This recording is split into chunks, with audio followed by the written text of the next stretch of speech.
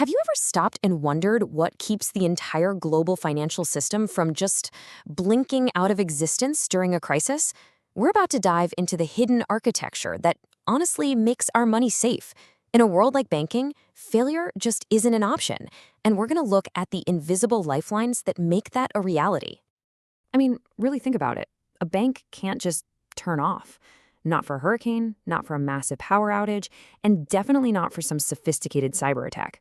The demand for constant, always-on operation is absolute. This isn't just some nice feature to have. It is the unbreakable rule of the entire game. And this is really the core of it all. Every single transaction, every time you check your balance, every tap of your card, it all has to work flawlessly 24/7, 365. The expectation from you and me, all the way up to the biggest global markets, is for perfect, non-stop uptime.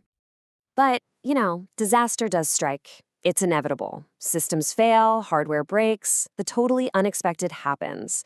So what's the plan for that exact moment when a critical server in some data center just goes dark? That's the question that drives the incredible engineering we're about to get into. Well, the answer comes in two related but very distinct strategies. These are the twin lifelines that make sure the financial system never, ever grinds to a halt: high availability and disaster recovery. They sound kind of similar, but as you're about to see, what they're built to do is critically different. So this slide here breaks it down perfectly. High availability, or HA for short, is all about prevention. It's about using redundant, live systems to stop a failure from ever even being noticed by you or me. Think of it like a jet that has a backup engine running the entire time. Now, disaster recovery, or DR, that's the response. That's the emergency playbook for what to do after a catastrophe to get back online as fast as humanly possible. So how do they actually pull this off? Well, even though they have different goals, they're built on the same core ideas. It all starts with data replication, making perfect, real-time copies of all the data in totally different physical places, sometimes hundreds of miles apart. Then you've got the automated failover logic. That's the digital brain that makes the split-second decision to switch to a backup. And watching over it all is constant monitoring, which is like the system's nervous system, always on the lookout for the very first sign of trouble. Okay, so let's see how this all clicks together in a real moment of crisis. When a main system fails, something called a failover gets triggered. And this is not some person in a control room flipping a big red switch. Nope. It is a completely automated, lightning-fast sequence designed to make the whole thing totally invisible to the end user. And this slide shows that sequence just brilliantly. First, the monitoring systems detect the failure. Instantly, all the incoming traffic, your ATM withdrawal, that stock trade, is rerouted to a healthy secondary system. That backup system is then engaged and promoted to become the new primary one. But here's the final, and maybe the most crucial step: verification. The system has to make sure that not a single piece of data was lost or corrupted in that switch. Every transaction has to be accounted for. And this whole dance, it happens in just a matter of seconds. Now, to make all of this work, you can't just cross your fingers and hope for the best. Success here is measured with incredible precision.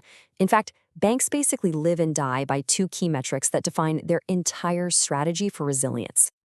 The first one is the Recovery Point Objective, or RPO. This is all about the data itself. It basically asks the question, hey, how much data are we okay with losing? For most critical banking systems, the answer to that question is zero, a big, fat zero. Not one single transaction can ever be lost, period. And the second one is the Recovery Time Objective, or RTO. So if RPO is about data loss, RTO is all about downtime.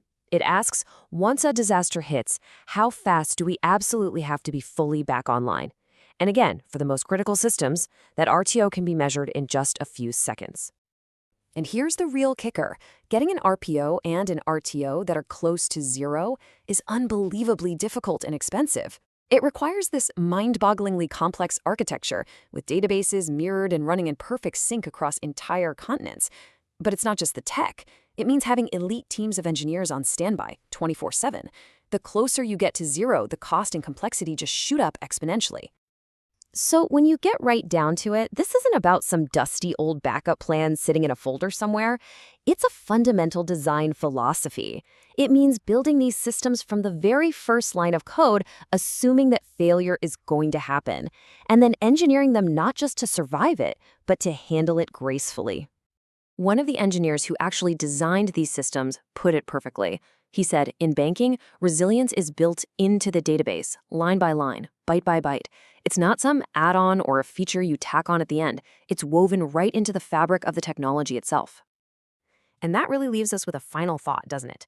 We've been talking about banking, but this whole philosophy of always-on, disaster-proof design is spreading everywhere. From air traffic control systems to power grids and hospital networks. What other parts of our modern world are now being built with that same unbreakable rule that they simply cannot be allowed to fail?